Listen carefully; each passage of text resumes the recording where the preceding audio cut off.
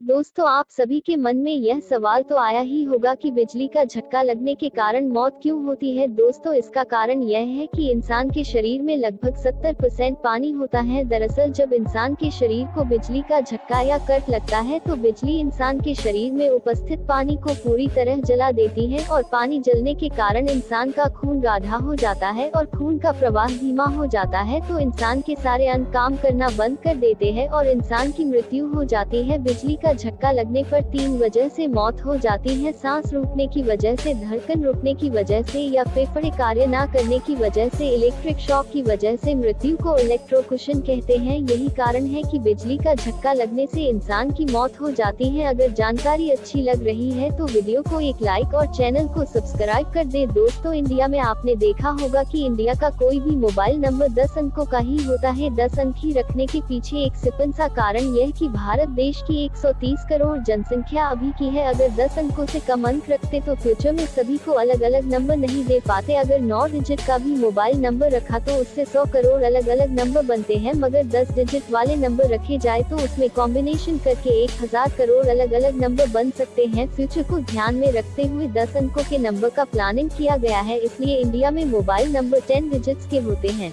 आप लोग भी सोचते होंगे कि आखिर रिचार्ज 28 दिन का ही क्यों होता है। दोस्तों, इसके पीछे 2 कारण यह है कि कंपनी कहती है कि किसी महीने में 30 दिन होते हैं तो किसी में 31 और फरवरी में कभी 28 दिन होते हैं तो कभी 29, इसलिए कंपनी 28 दिन का रिचार्ज देती है क्योंकि हर महीने में 28 दिन तो होते ही है। दूसरी वजह यह है कि एक साल में 12 महीने होते हैं। अगर यह कंपनियां 30 दिन का रिचार्ज प्लान देती है तो हम एक साल में 12 बार रिचार्ज करेंगे, लेकिन इन सिम कार्ड कंपनियों ने 28 दिन का रिचार्ज इसलिए रखा है क्योंकि हर महीने के जो 2 से 3 दिन बच जाते हैं, इससे यह सिम कार्ड कंपनियां हमसे एक साल में 13 बार रिचार्ज करवाती है।